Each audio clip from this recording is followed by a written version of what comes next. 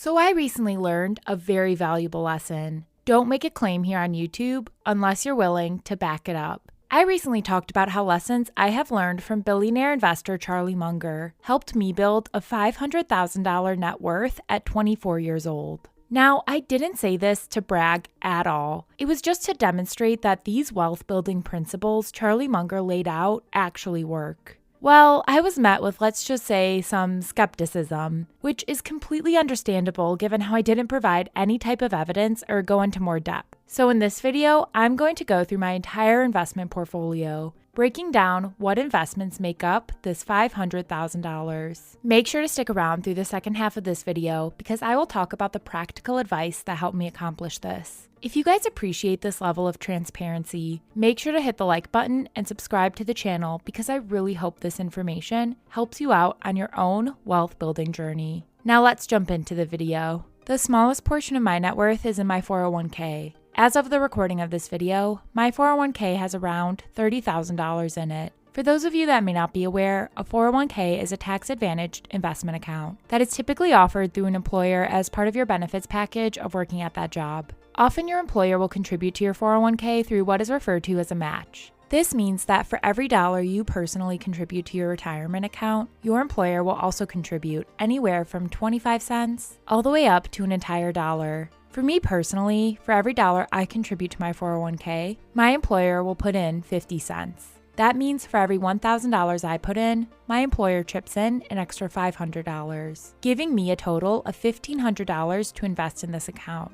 However, there is a cap on how much my employer will contribute each year. At my current job, my employer contributes up to $5,000 per year. Within this retirement account, I'm free to invest this money as I please. So 100% of this account is invested in an S&P 500 index fund. This means my money is spread out among the 500 largest companies in the United States. As I go through the rest of my investments, it will make sense as to why I do this. The rest of my net worth is relatively concentrated in a few stocks and assets. I follow advice from Charlie Munger when it comes to how to construct an investment portfolio. Charlie's net worth is extremely concentrated as almost the entirety of his net worth is in two stocks, Berkshire Hathaway and Costco. Both him and Warren Buffett talked about how when they were younger and had less money, they had very concentrated portfolios. Outside of this retirement account, I completely follow that advice. On the other hand, this 401k is extremely diversified and essentially guarantees my investment returns will be the average of the broader stock market.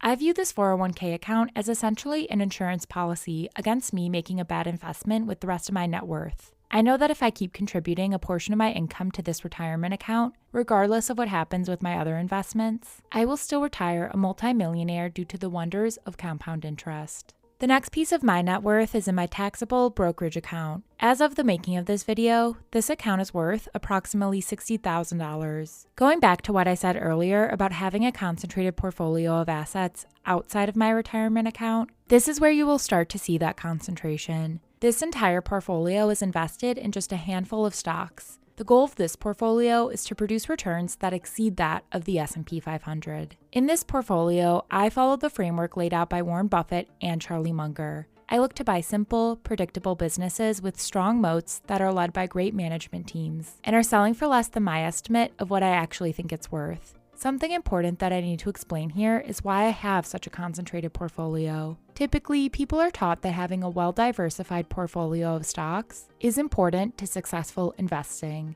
I reject this way of thinking and instead follow Charlie Munger's approach. I view stocks as what they truly are, small ownership stakes in businesses, not just things that float around in price on a computer screen. As a result, I take what Warren Buffett refers to as a business owner's mindset to my stock ownership. Investor Monish Pabrai explained it like this. Imagine a businessman in the city you live in, and imagine that he owns 3 businesses. His first business is an apartment building. This apartment building is in a great school district, is in close proximity to popular parts of the city, and is well maintained. In fact, this apartment is so great that there's actually a wait list just to live there. The second business your hypothetical local business person owns is a plumbing business. This plumbing business has been around for decades and is known for its high-quality work, trustworthy employees, and fair prices. The business is so well regarded that it has been able to capture the biggest piece of market share compared to all the other local plumbing companies. The third business is the most popular car dealership in town. People have been going here for decades. This car dealership has built a great reputation around time and has become the most trusted place to buy a car in the city. Now, our local businessman here only owns 3 businesses, but I would make the argument that he's pretty well diversified.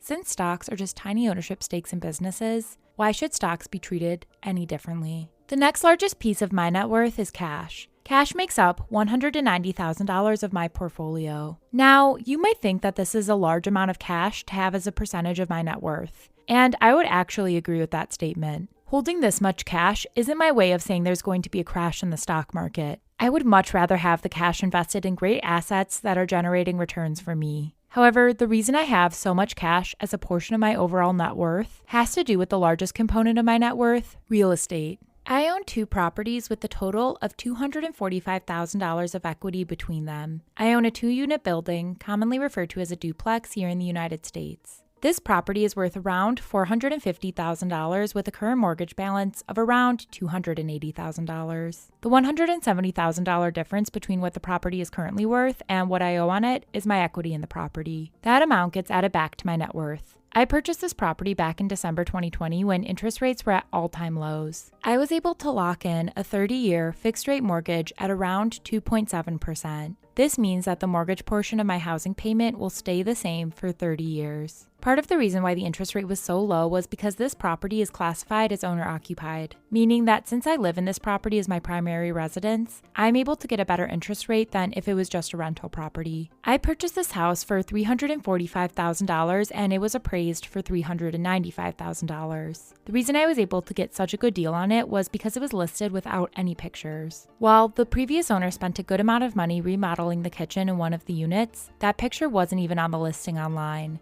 As a result, the property didn't get a ton of attention when it was listed, and I was able to get a solid deal on it. In the 18 months since I purchased this property, the real estate market here in the part of the country I live in, and around the United States more broadly, has continued to soar. I think the $450,000 that I estimate the property is worth may actually be a little bit on the conservative side. Additionally, I rent out the unit that I don't live in for $1,600 a month. This covers the entirety of my mortgage payment, all of my homeowner's insurance, and even a portion of my property taxes. I also own a single-family home that I rent out. I have $75,000 in equity in this property. While I am based in the New York City area, this property is actually located in a large city in the Midwest of the United States. I took a unique approach to getting a good deal on this property. When I purchased it, it was extremely run down and needed a complete remodel in order for high-quality tenants to want to live in it. I purchased the property for $80,000 using cash. The house was in such bad shape that a bank wouldn't even give someone a mortgage to purchase this property. I then hired a contractor to manage the renovations and spent about $95,000 doing a complete remodel of the house. My total investment in this house was $175,000. The $80,000 I spent purchasing it, plus the $95,000 I spent on the extensive renovations. As a result of the improvements made to the property,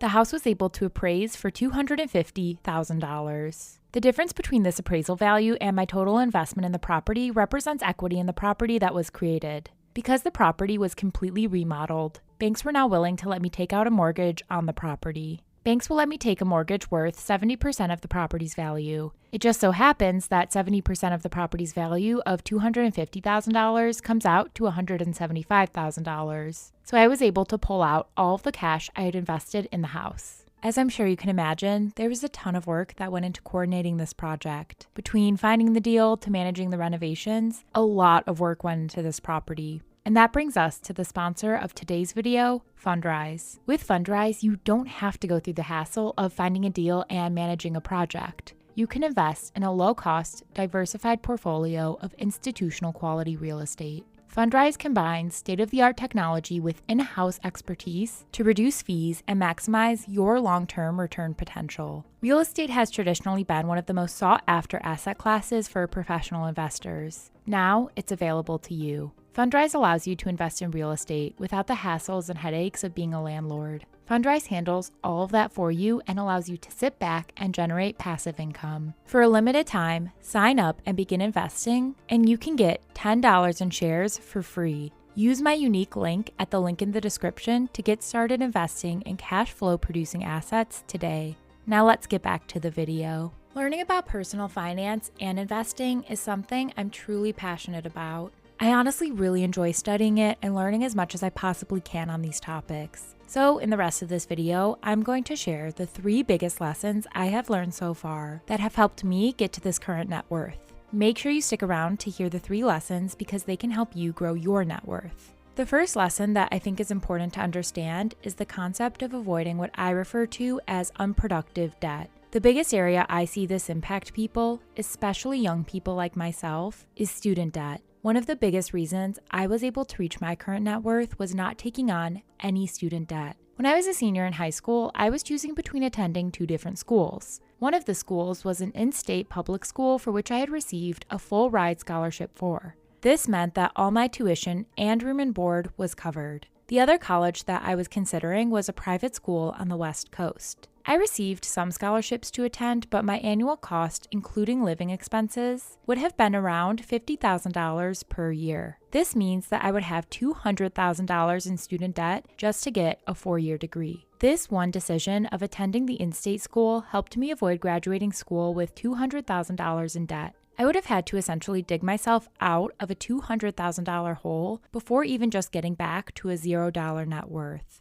Actually, the hole I would have had to dig myself out of would have been bigger than $200,000 because I would have also had to pay interest payments on this debt. This is how people in America have been paying on student debt for years but have made little to no progress. I refer to this type of debt as unproductive debt because taking on this debt would not have made me any additional money. There is no difference in my career prospects and earnings potential between these 2 schools. I still worked really hard at my in-state school and was able to land a very well-paying job in the field I wanted to enter right out of college. The debt that I incurred for my rental properties is what I call productive debt. This debt allowed me to purchase a productive asset, an investment property, that earns me income every month. The next lesson I learned is about minimizing your big living expenses. The 2 biggest living expenses for the average person is their housing and their car. In college, I always lived with multiple roommates and rented houses that were far from luxury. Now that I work full-time, I'm able to essentially live for free. The rent that I receive from renting out the other unit of my duplex and from renting out a room in the unit I live in covers my entire housing payment. The mortgage payment, property taxes, homeowner's insurance, and even a little extra to cover repairs whenever they occur are all covered by the rent I receive. So I'm able to live in a relatively high cost of living area on the east coast of the United States for essentially free. This means that the money that would have been going towards my rent can now be invested, helping me continue to build my net worth. The other big money trap that people fall into is their car. One of the first things that people do when they get their first full-time job is go out and buy a new, expensive car. This one act is keeping many people from becoming a millionaire. Don't believe me? Just look at this math.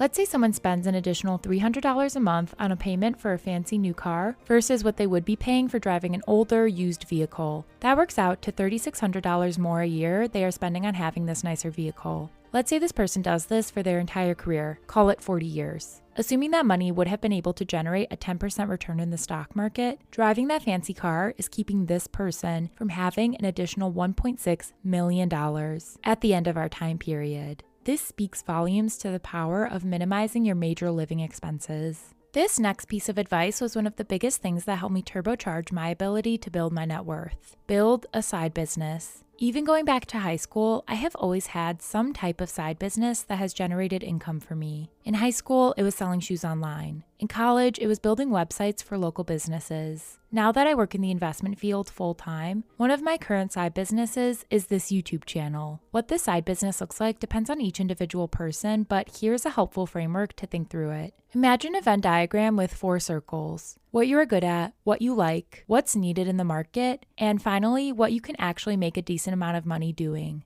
In order to find a good side business, you have to find something that meets all these criteria. This is the mental model I used to start this YouTube channel. I work as a professional investor, so I have a somewhat deep understanding of investing and what's going on in the markets. I also really enjoy talking about this material and get a ton of enjoyment from teaching these concepts to others. I also think this kind of content is needed. I see the finance niche here on YouTube continuing to grow. And then finally, a YouTube channel has a potential to make good money if the creator is able to reach a large enough audience. There is also one more advantage to starting a side business while also working full-time. Because your full-time job covers your living expenses, every additional dollar you earn after tax from your side business can go towards investing. This is why having a side business can supercharge your ability to build your net worth. Make sure to like this video and subscribe to the Investor Center because it is my goal to help provide you with knowledge on your own investing and wealth building journey. If you enjoyed this video, you should check out the video I made on Charlie Munger's wealth building principle of getting to your first $100,000 as quickly as possible. It is jam-packed with a ton of knowledge to help you out and learn from Charlie Munger.